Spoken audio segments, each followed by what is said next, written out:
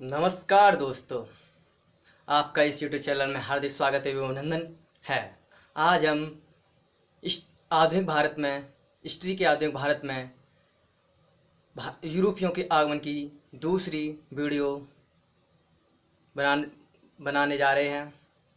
और आज हम इस सेकंड वीडियो में स्टार्ट करेंगे भारत में पुर्तगालियों का आगमन। अगर यूरोपियों का आगमन, ये मतलब ये यूरोपीय यात्री तो है, पर भारत में आज आने वाला पहला पहला यूरोपीय यात्री है जो कि पुर्तगाल का है। इससे पहले 1486 ईस्वी पुर्तगाली यात्री बार्थोलोमेव, जो कि आया तो भारत की यात्रा करने के लिए था, परंतु वो भारत तक यात्रा नहीं कर पाता, जो कि अफ्रीका महाद्वीप के कैप ऑफ गुड्स तक ही आता है और वहाँ से वापस हो जाता है। और उसके बाद दूसरा यात्री भारत की यात्रा करने के लिए आता है कोलंबस, जो कि 1492 में आता है। और वो भारत की यात्रा के बजाय वो समझता कि मैं गोल गोल चक्कर लगाऊंगा तो भारत पहुंच जाऊंगा, परंतु वो पृथ्वी गोल तो नहीं एक तरफा, तो वह पूर्व की बजाय पश्चिम की तरफ चला जाता है। वहाँ से पश्चिम की तरफ चला जाता है तो अमेरिका महाद्वीप के क्षेत्र पड़ता है, कैरिबियन द्वीपों के क्षेत्र में पहुंच जाता है, कि मतलब वहाँ उस जगह पहुंचता वो है वेस्ट इंडीज। वहाँ पहुंच जाता है तो वहाँ उसका नाम रखा जाता है वेस्ट इंडीज। और उसके बाद तीसरा यूरोपीय यात्री आता है वास्को डी गामा, जो कि भारत आता है। और वो भारत में कालीकट पहुंच जाता है। कालीकट पहुंचने से पहले वो आता है वो अफ्रीका महाद्वीप के कैप ऑफ गुड्स तक। वो वहाँ पे पहुँच जाता है। तो वहाँ पे वो एक गुजराती व्यापारी, भारत के गुजराती व्यापारी से मिलता है, जिसका नाम था अब्दुल मजीद। उसकी सहायता से वो भारत आता है और वो भारत के कालीकट बंदरगाह पहुँच जाता है। उस समय भारत के कालीकट का हिंदू शासक था एक जमोरी नामक।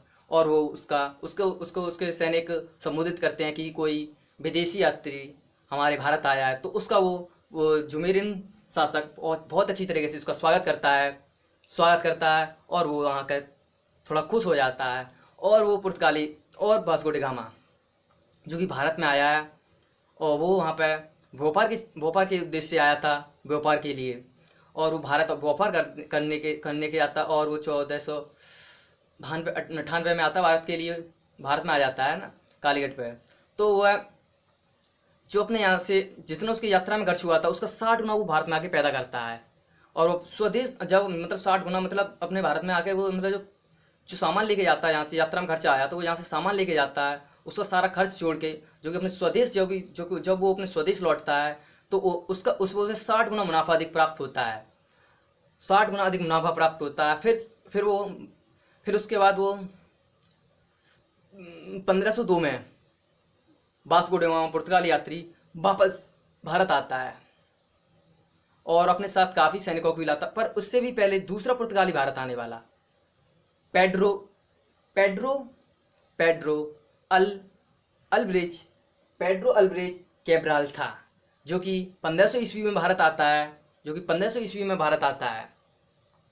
और 1500 ईस्वी में भारत आता पुर्तगाली कंपनी। उसके बाद वहाँ का पुर्तगाल का एक शासक था जिसका नाम था हेनरी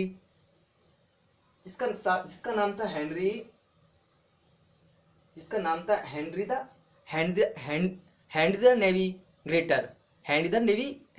नेविगेटर शासक था, जो वहाँ से इन्हें एक साथ भेजता ग्रुप के साथ पुर्तगालियों को भारत में व्यापार करने के लिए एक साथ भेजता है। तो भारत में व्यापार तो करने के लिए आते हैं ये, फिर एक कंपनी के थ्रू आते हैं, जो कि वहाँ की एक सरकारी कंपनी थी, एस्ट्रोडा इंडिया, जो कि पुर्तगाल की पहली कंपनी, जो कि भारत में स्थापित होने वाली भी पुर्तगाली पहली फर्स्ट कंपनी बनेगी। आके भारत में स्थापित की जाएगी। पुर्तगालियों की पहली फैक्ट्री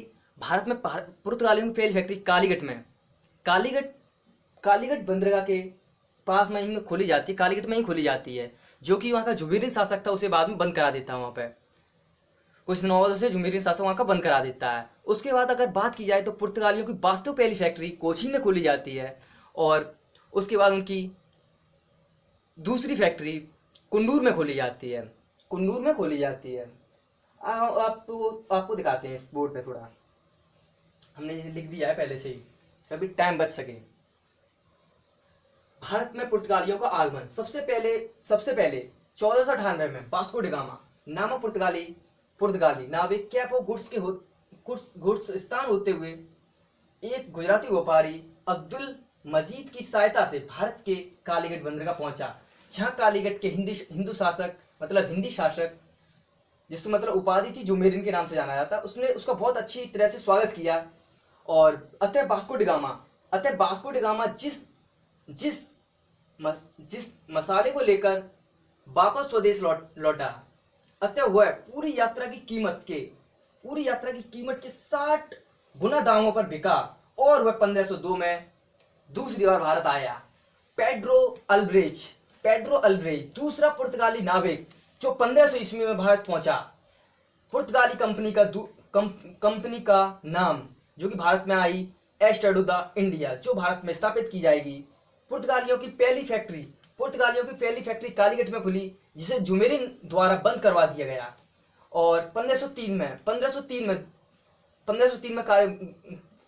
उनकी दूसरी फैक्ट्री खुलती है, मतलब एक वास्तविक पहली फैक्ट्री खुलती है वास्तव में मानी जाए तो। 1503 में काली मिर्च और मसालों पर व्यापार पर एकत्र करने के उद्देश्य से कोची के पास अपनी वास्तविक पहली फैक्ट्री खोली पुर्तगालियों ने।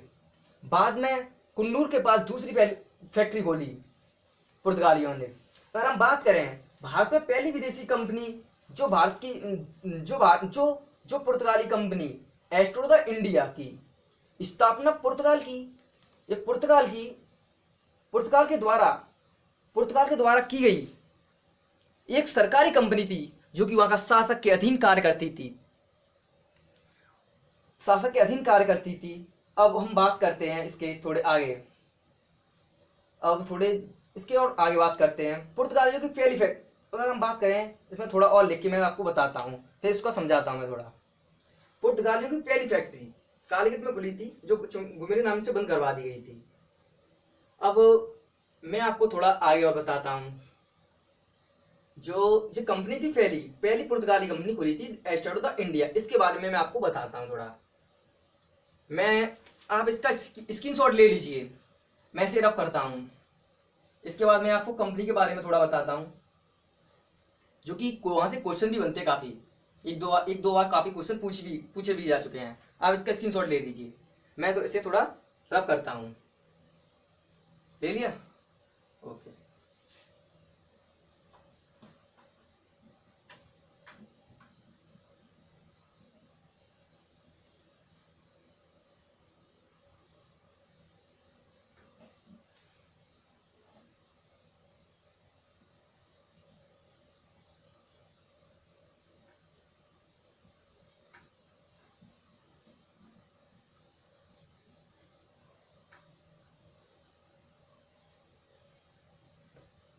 कंपनी थी हमारी पुर्तगाली कंपनी थी एस्टेडो the India. Black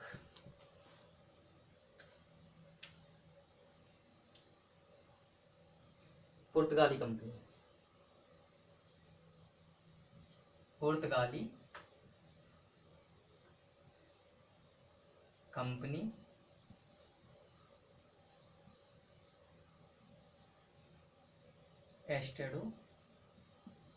एस्टेडो the India.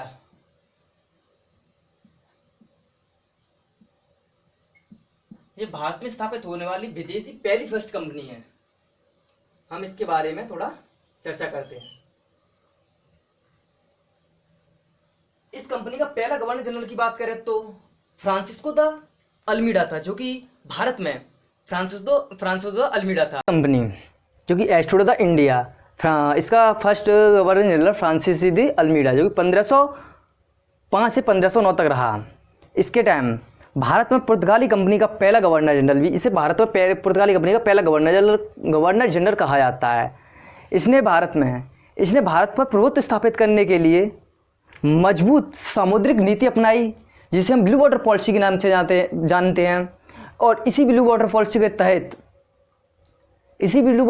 के तहत पुर्तगालियों ने भारत में नौसेना का गठन किया और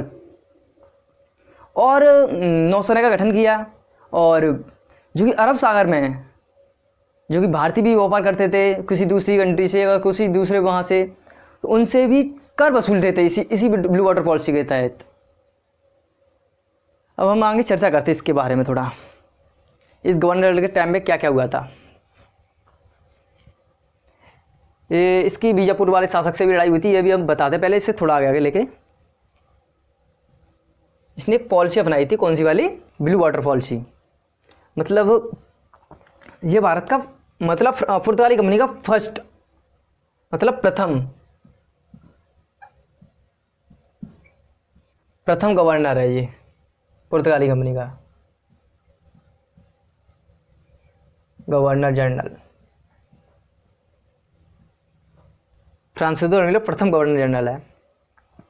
इसी के टाइम में भारत में पुर्तगाली कंपनी का पहला गवर्नर जनरल बना है। अब इसने कौन सी अपनी पॉलिसी अपनाई थी? इसने ब्लू वाटर पॉलिसी अपनाई थी। किसने? Blue water policy. Blue water policy.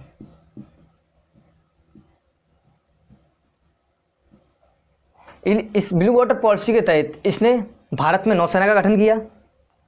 इसी ब्लू वाटर पॉलिसी के तहत पुर्तगालियों ने भारत में, इसी ब्लू वाटर पॉलिसी के तहत, मतलब इस ब्लू वाटर पॉलिसी का संबंध पुर्तगालियों द्वारा भारत में अपनाई गई एक नीति थी। ये क्या थी? एक नीति थी। ये क्या थी? कि ये नीति क्या थी? कि ये नीति थी जो कि भारत में यह पुर्तगालियों द्वारा अपनाई गई एक नीति थी। इसी नीति के तहत पुर्तगालियों ने भारत में नौसेना का गठन करा। इसी पॉलिसी के द्वारा, पॉइंट लिख देता हूं मैं, इस पॉलिसी के द्वारा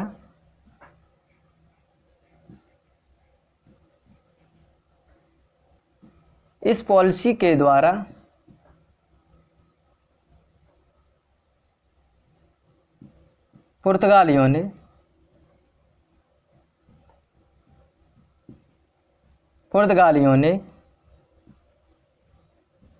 भारत में नौसेना का गठन किया।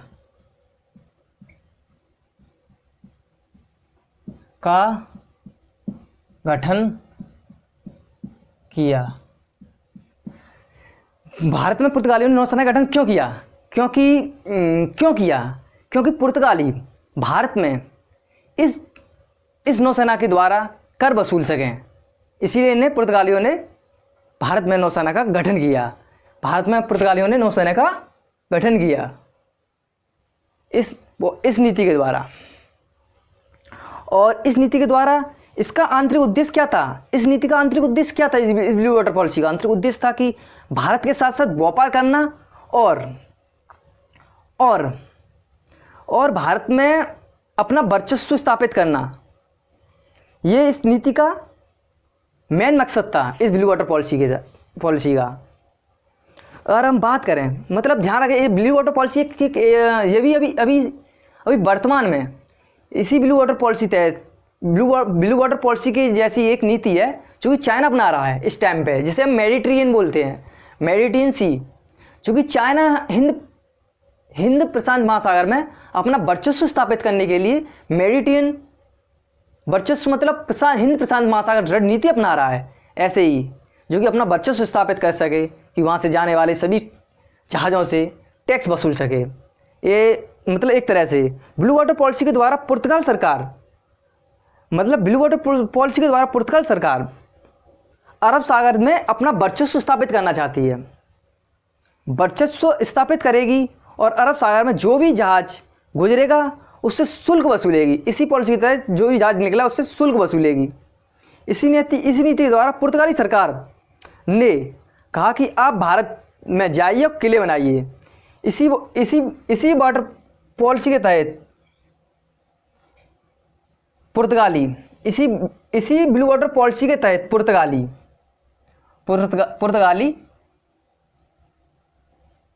पुर्तगाली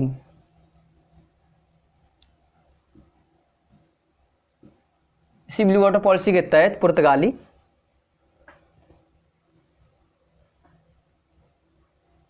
भारत में किले बनाएंगे। किले बनाते हैं, एक ये भी बात है इसमें। इसी पुर्तगाल मतलब ब्लू वाटर पॉलिसी के तहत पुर्तगाली भारत में किले बनाएंगे। इसी ब्लू वाटर पॉलिसी के तहत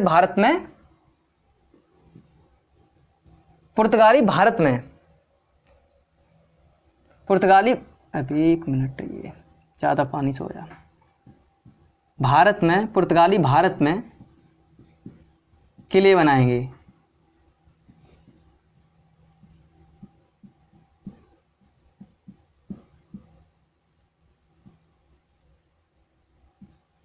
इसी ब्लू वाटर पॉलिसी के तो भारत में पुर्तगाली किले बनाएंगे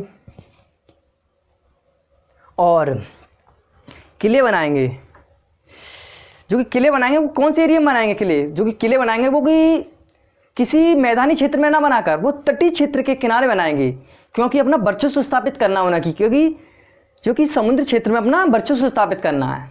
हिंद प्रशांत महासागर में, वो अरब सागर, वो पूरे हिंद महासागर में भी अपना वर्चस्व स्थापित करना, और अरब सागर में भी। इसीलिए वो अपने किले जो बनाएंगे वो अपने किले समुद्र के किनारे ही बनाएंगे, समुद्री तट के किनारे बनाएंगे। और हम बात करें इसी पुर्तगाली गवर्नर के टाइम पे एक युद्ध होता है, इसे हम चोला का युद्ध बोलते हैं। एक चोला का युद्ध होता है जो कि चोला के नामक स्थान पर होता है। चोला का युद्ध इसी पुर्तगाली गवर्नर के टाइम पे, जो कि गुजरात के शासक से यह पराजित हो जाता है। ये गवर्नर जनरल, परंतु ये मिस्र और तुर्की के शासकों को से विजयी हो जाता है। ये पॉइंट एक इंपोर्टेंट है, क्योंकि ये युद्ध कब हुआ था? 1508 में।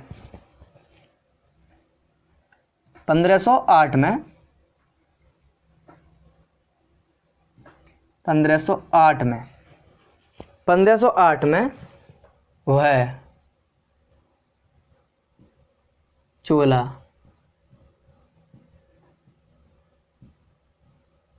का युद्ध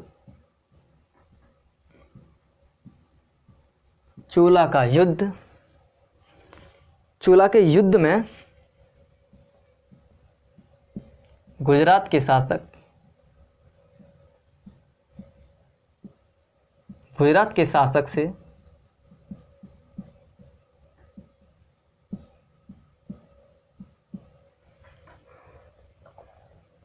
से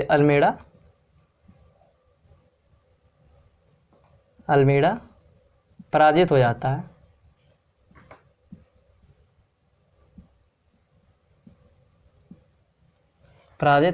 है। परंतु वह मिस्र और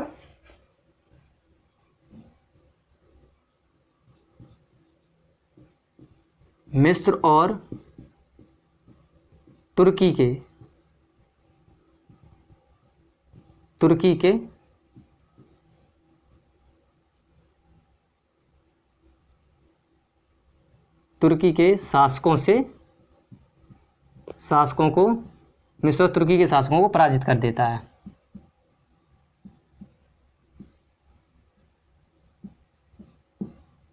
ये युद्ध कब हुआ था? 1508 में। ये कभी पूछा जा चुका है, ये चोला का युद्ध किसके साथ हुआ था? अल्मेड़ा के साथ। और भारतीय एक राजा था, गुजरात के शासक थे, उसने इसे पराजित किया था, परंतु वह मिस्र और तुर्की के शासकों को इसी टाइम पे पराजित करता है, इसी युद्ध में। हम बात करते हैं पुर्तगालियों के द्वितीय गवर्नर जनरल। आपने ये तो देख ही लिया, अब मैं इसे रफ करता हूँ। अब स्टार्ट करता हूँ। इसी फ्रांसीसी कंपनी का दूसरा गवर्नर जनरल आता है।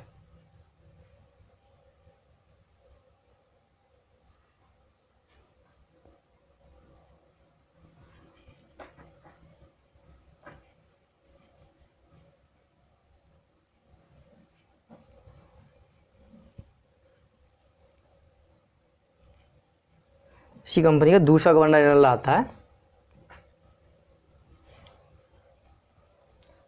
पुर्तगाली कंपनी एस्टूड द इंडिया, इसका सेकंड गवर्नर आता है, उसका नाम है अल्फांसो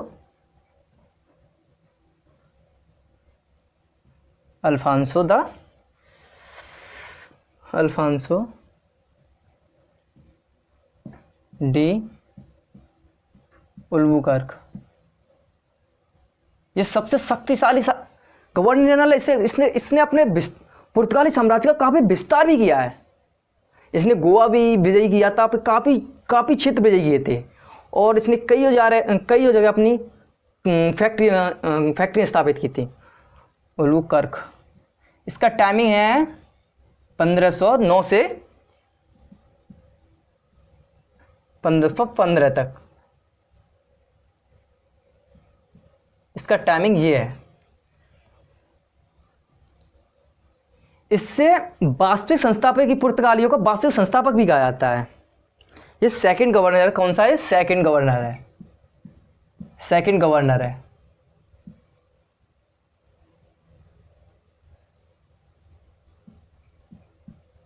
सेकंड गवर्नर है ये अल्फांसो डी उल्बुकर्क, जो कि 1509 से 1515 तक इसका टाइमिंग है। ये सेकंड गवर्नर है। अब बात करते हैं इसके टाइमिंग में इसने क्या क्या किया। इसने 1510 में, हम बात करते हैं 1510 में इस अल्फांसो डी उल्बुकर्क ने 1509 और 1500 का टाइमिंग है। इसने 1510 में बीजापुर के शासक यूसुफ बादशाह को पराजित कर उनसे गोवा छीन लिया। परंतु इसमें गोवा छीनने में मदद इसकी किसने की थी? जो कि कृष्णदेवराय ने, जो कि विजयनगर साम्राज्य के राजा थे। उन्होंने इसकी मदद क्यों की? क्योंकि बीजापुर साम्राज्य और विजयनगर साम्राज्य की आपस में बनती नहीं थी, इसीलिए। और इन्होंने एक शर्त रखी थी, और इन्होंने एक शर्त है, लेकिन एक शर्त है, इसने मतलब कहा था लेकिन एक शर्त है। वो शर्त कि यूरोप से जो तुम घोड़े लेके आओगे उसकी पहली वरीयता हमें देनी होगी। और इसने एक बात और की थी, जो कि पुर्तगाली थे, आते थे, भारत में रहते थे, और इसने पुर्तगालियों को भारतीय महिलाओं से शादी करने की अनुमति भी इसी गवर्नर जनरल ने दी थी, इसी सेकंड गवर्नर ने दी थी, अल्फांसो डी उल्बुकर्क ने। और क्योंकि भारतीय ने अपना समझ सके, और इसने एक पद्धति लेके आया था। ये कौन सी पद्धति? वो कार्ड जर्मेडा पद्धति भी यही गवर्नर जनरल लेके आया था। और इसने एक 3G पॉलिसी पे काम किया था। कौन से? गॉड गोल्ड ग्लोरी, मतलब गॉड मतलब ईसाई धर्म का प्रचार प्रसार भी किया था, और गोल्ड मतलब पैसा कमाने के उद्देश्य से भी इस पे काम किया था, और इसने ग्लोरी मतलब अपनी प्रसिद्धि पर भी काम किया था। इस गवर्नर जनरल ने सबसे ज्यादा, इसने काफी अच्छा काम, इसने सबसे ज्यादा, और इसने विस्तार भी काफी अच्छा किया था इसने। अब हम थोड़ा लिखते हैं इसके बारे में, लिखते हैं। ये दूसरा गवर्नर जनरल था। इसे वास्तविक संस्थापक भी माना जाता है। दूसरा पुर्तगाली वास्तविक संस्थापक भी कहा जाता है, मतलब वास्तविक संस्थापक भी माना जाता है इसे हम पुर्तगालियों को वास्तविक संस्थापक भी बोलते हैं।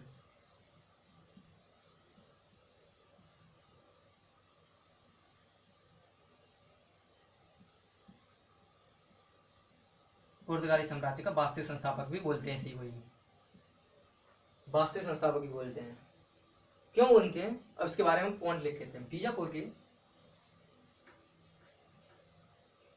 जो भी हमने समझाया था ये आपको, बीजापुर के शासक यूसुफ बादशाह, बीजापुर के शासक कब? 1510 में। ये थोड़ा नेक आगे और लिख दो। 1510 में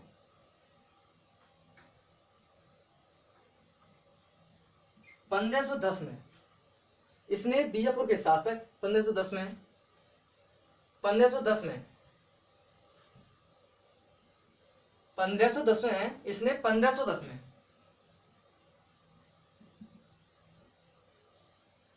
इसने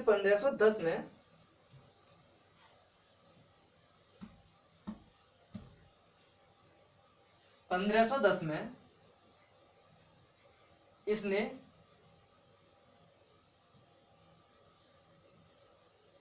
1510 में इसने बीजापुर के शासक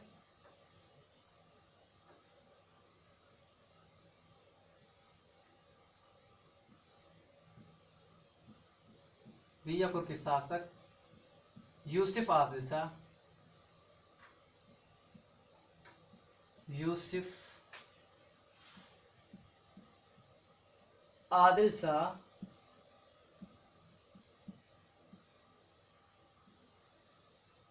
शाह को पराजित कर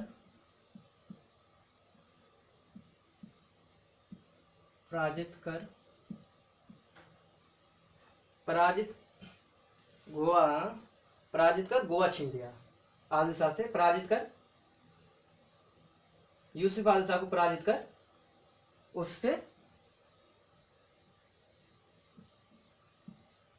गोवा छीन लिया।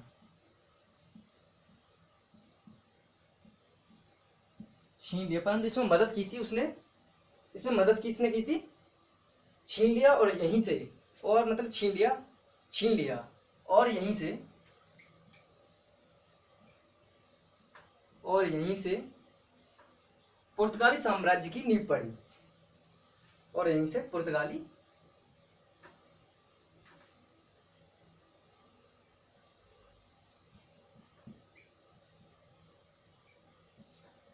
की नींव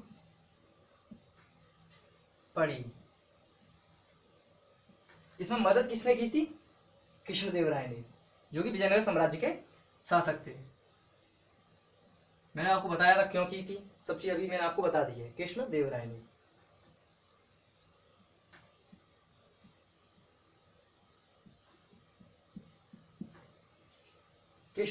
ने और इसी पुर्तगालियों को अनुमति दी थी कृष्णदेवराय ने। दुर्ग बनाने की अनुमति किसने दी थी? पुर्तगालियों को दुर्ग बनाने की अनुमति कृष्णदेवराय ने दी थी। पुर्तगालियों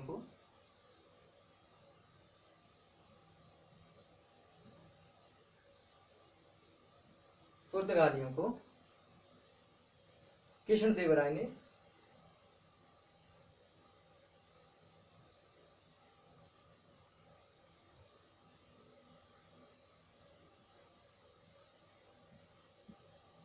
दुर्ग बनाने की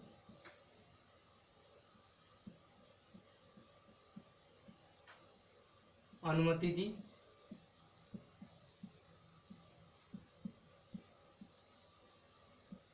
कृष्णदेवराय ने अनुमति दी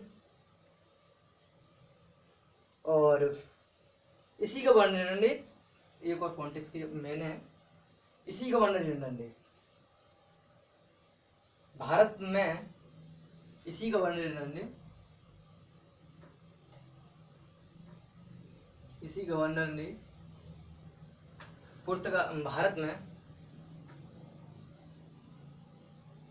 भारत में पुर्तगालियों को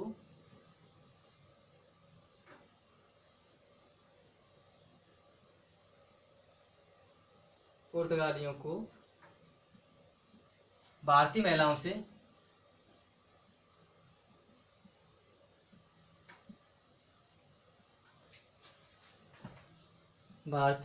से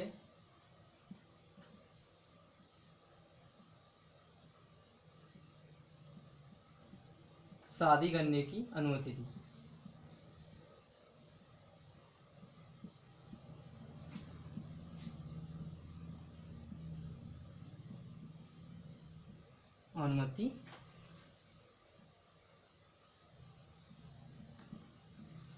और इसने वो हरमुज और मलक्का की जल संधि पर कब्जा कर लिया। इसने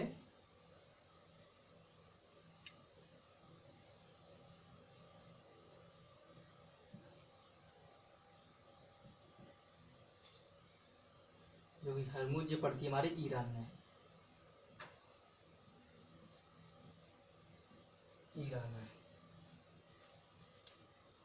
ईरान में पड़ती है, इस पॉइंट को बाद में बता दूंगा, थोड़ा समझा दूंगा। हरमुज और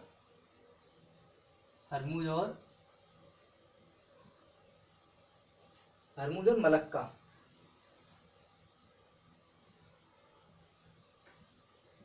मलक्का जल संधि।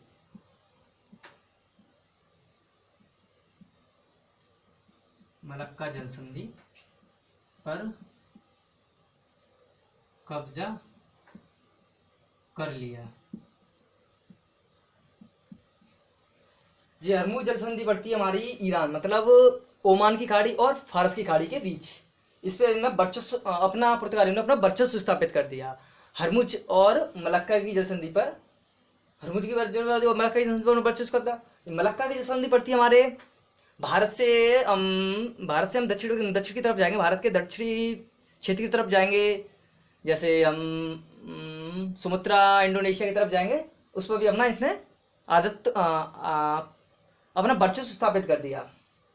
और इन्होंने एक पद्धति लेके आए थे, कौन सी थी वो, आर कार्ड्स अरमेडा पद्धति को भी एक पद्धति को लेके आए थे। उसको मैं पॉइंट को बताता हूँ, इसी के टाइम पे आई थी। कार्ड्स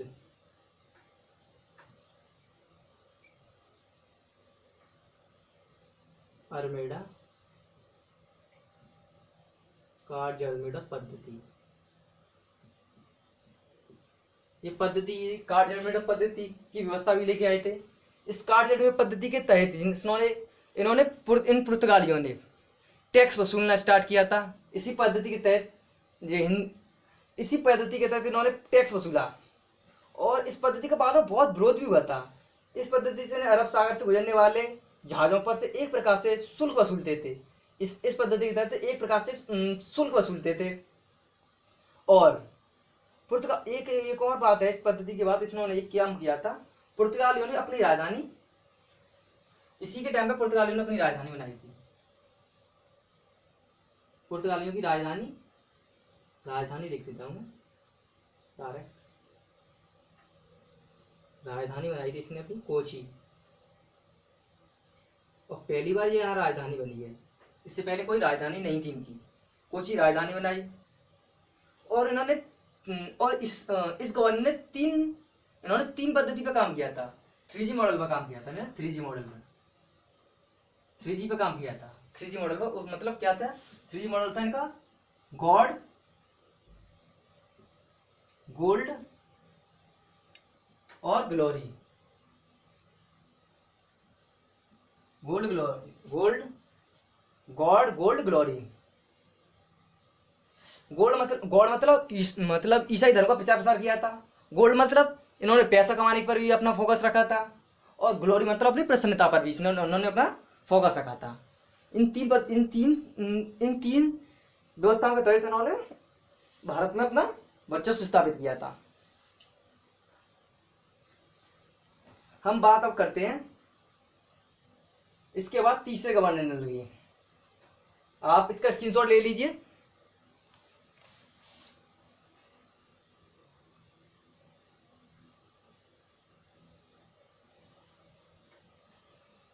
अब बात करेंगे हम तीसरे गवर्नर जनरल की।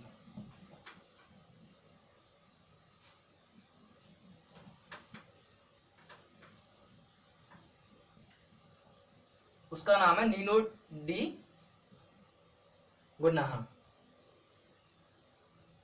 जो कि मतलब तीसरा नहीं है, मतलब उसका मतलब सबसे शक्तिशाली उर्क के बाद आता है तो सबसे शक्तिशाली वही गवर्नर जनरल आता है। हम बात करते हैं उसके बारे में। उसका नाम है नीनो डी गुन्नाहा, नीनो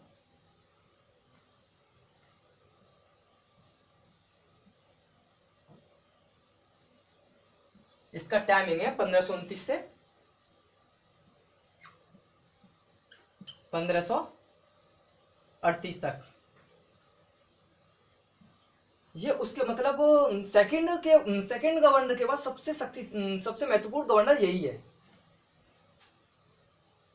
इसके बारे में थोड़ा बताते हैं, इसके पॉइंट लिख देते हैं, वो ज्यादा नहीं खास। इसने अपनी राजधानी मतलब कोची से पुर्तगाल को बनाया था।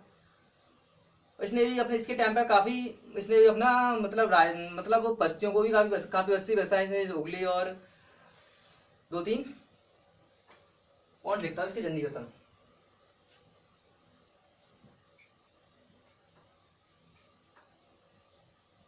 उल्बुकर्क, के बाद यह सबसे महत्वपूर्ण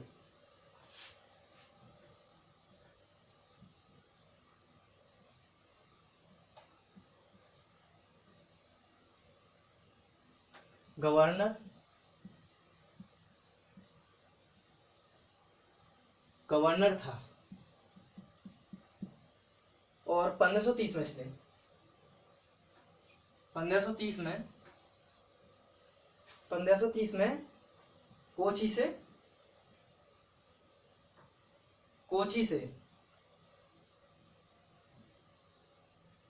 से भारत में पुर्तगालियों की राजधानी,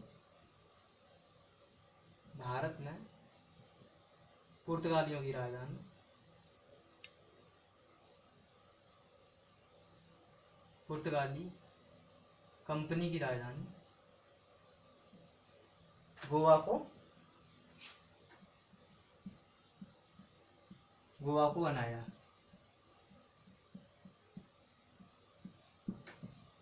और एक और काम किसने किया था इसने,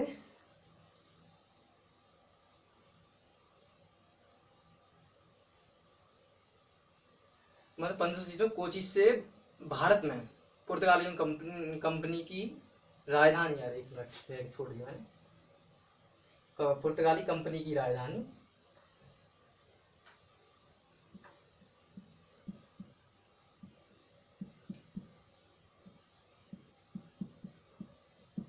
गोवा को बनाया। नंबर 3 पॉइंट, इसने, गर्मी काफी है, सैन टोमे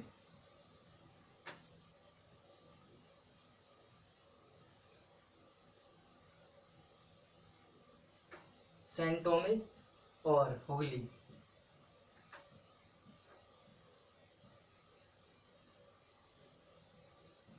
हुगली में पुर्तगाली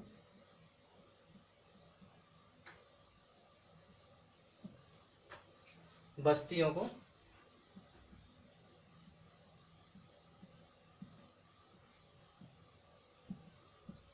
बसाया।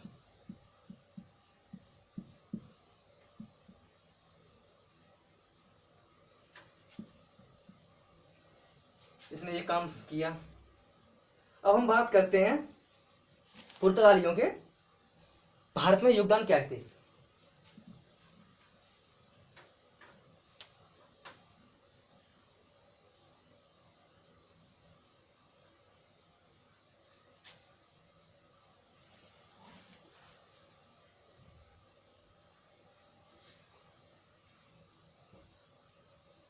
हम बात करते हैं भारत में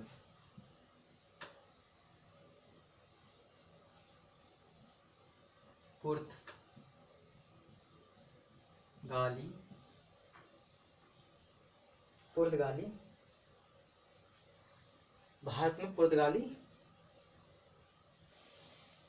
भारत में पुर्तगालियों के योगदान। एक मिनट, भारत में पुर्तगालियों के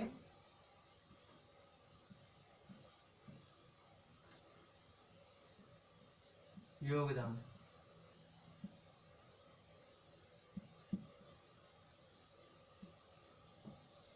नंबर 1,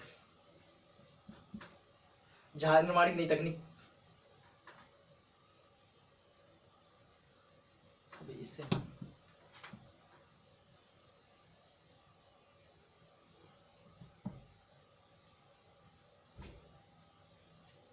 नंबर 1, जहाज निर्माण की नई तकनीक।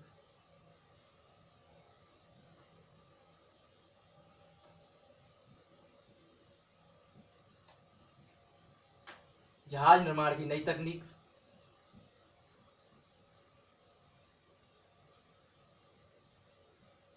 जहाज निर्माण की नई तकनीक आई भारत में। नंबर 2, तंबाकू की खेती, आलू की खेती और टमाटर की खेती।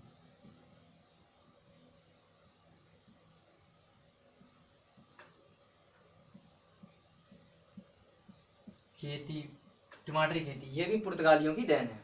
नंबर 3 बात करें हम प्रिंटिंग प्रेस की भी, तो सबसे पहले प्रिंटिंग प्रेस भी भारत में पुर्तगालियों की देन है।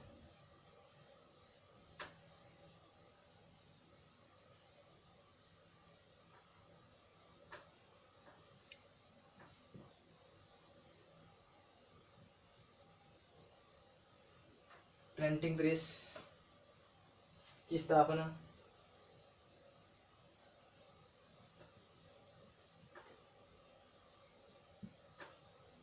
प्रिंटिंग प्रेस की स्थापना 1556 में। प्रिंटिंग प्रेस की स्थापना भारत में प्रिंटिंग प्रेस की स्थापना भारत में 1556 में की थी। 1556 में कहाँ पे की थी? भारत में, सॉरी गोवा में।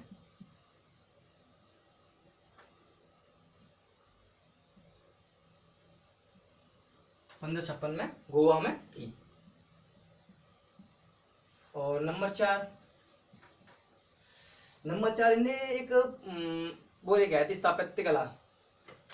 इन्होंने स्थापत्य के क्षेत्र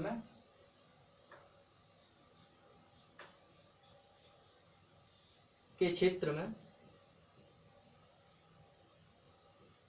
गौधिक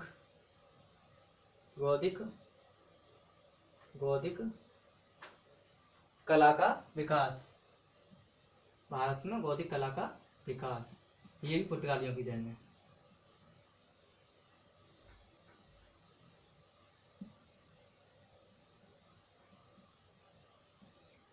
नंबर 5 भारत का जापान के साथ व्यापार करने का श्रेय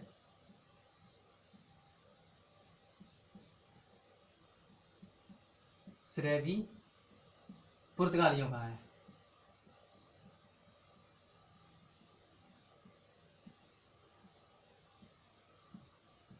ये पुर्तगालियों के योगदान थे महत्वपूर्ण।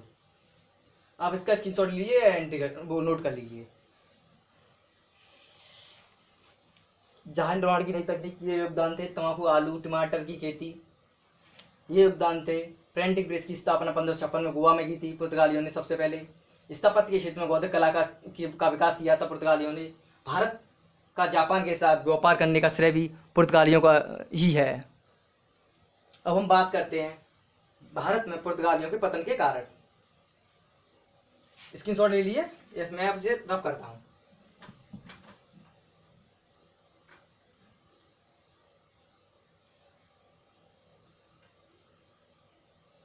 भारत में पुर्तगालियों के पतन के कारण।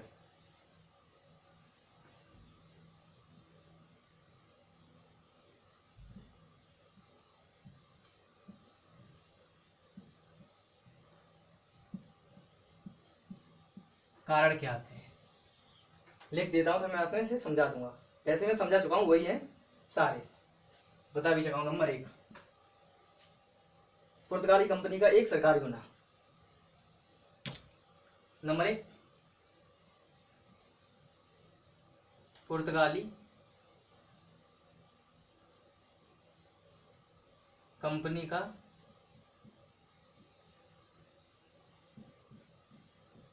सरकारी होना।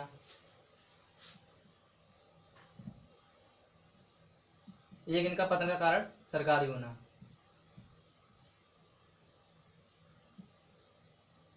ये था एक पुर्तगाली कंपनी का एक सरकारी होना। नंबर 2 पुर्तगाली कंपनी का सरकारी होना, और एक था इन्हें मतलब धर्म के ऊपर काम किया था। ईसाई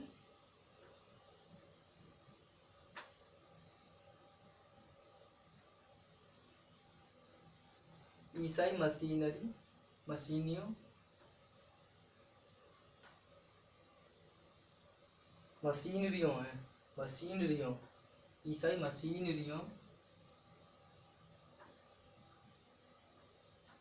मशीनरियों की भूमिका।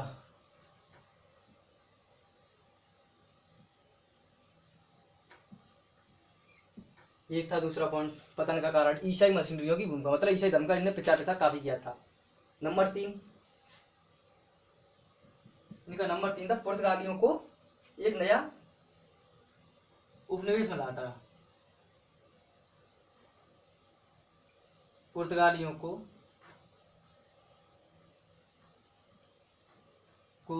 भारत के अलावा एक नया उपनिवेश मिल गया। पुर्तगालियों को एक नया उपनिवेश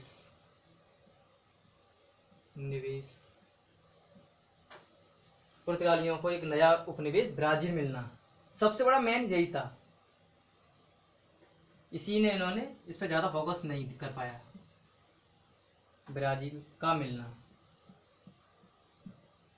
पतन का सबसे मेन कारण यही माना जाता है। और चौथा पॉइंट है इनके पतन का कारण, शाहजहां था उस टाइम 1632 में भारत का शासक। 1632 में शाहजहां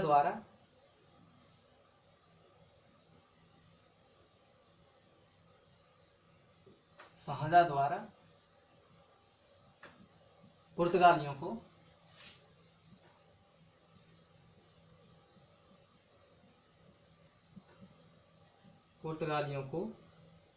हुगली से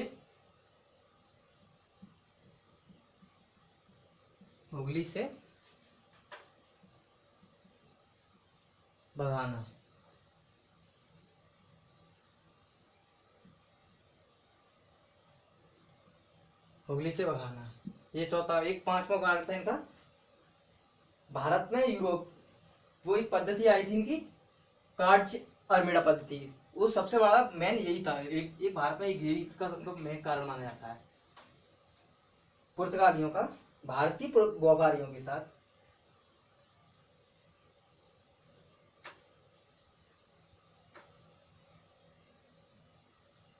भारतीय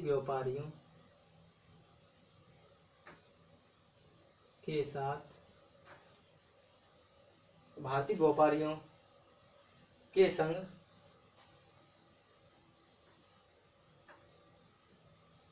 लूटपाट वर्चस्व बना रखा था। जहाज में लेके जाते थे व्यापारी, तुमने लूट लिया करते थे। एवं जो टैक्स देते थे कौन सी पद्धति थी वो मैंने अभी बताई आपको, कार्ड्स अर्मेडा।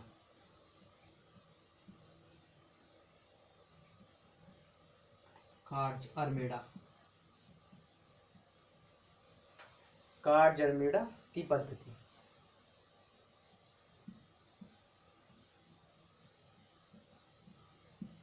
नंबर 1, पुर्तगाली कंपनी का सरकारी होना, ईसाई मशीनरियों की भूमिका। नंबर 3, पुर्तगालियों को एक नया उपनिवेश ब्राजील का मिलना। नंबर 4 1632 में शाहजहां द्वारा पुर्तगाल को हुगली से भगाना। नंबर 5, भारतीय व्यापारियों के संग लूटपाट करना। और एवं कार्ड्स अर्मेडा पद्धति के तहत भारतीयों से कर वसूलते थे, जो कि जहाज में व्यापार करते थे उनसे टैक्स वसूलते थे। ये था। आपको ये वीडियो कैसी लगी?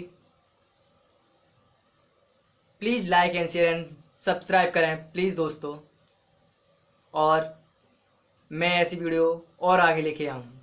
और अब इसके बाद मेरी अगली वीडियो होगी वो कि इसके बाद अगर दूसरा टॉपिक है अंग्रेज़ों का आगमन, भारत में अंग्रेज़ों का आगमन कैसे हुआ, होगी फुल डिटेल से बताया जाएगा। जैसे आपने ये वीडियो देखी होंगी मेरी दोनों, और एक और सीरीज़ लेके आ रहा हूँ मैं इसके साथ साथ।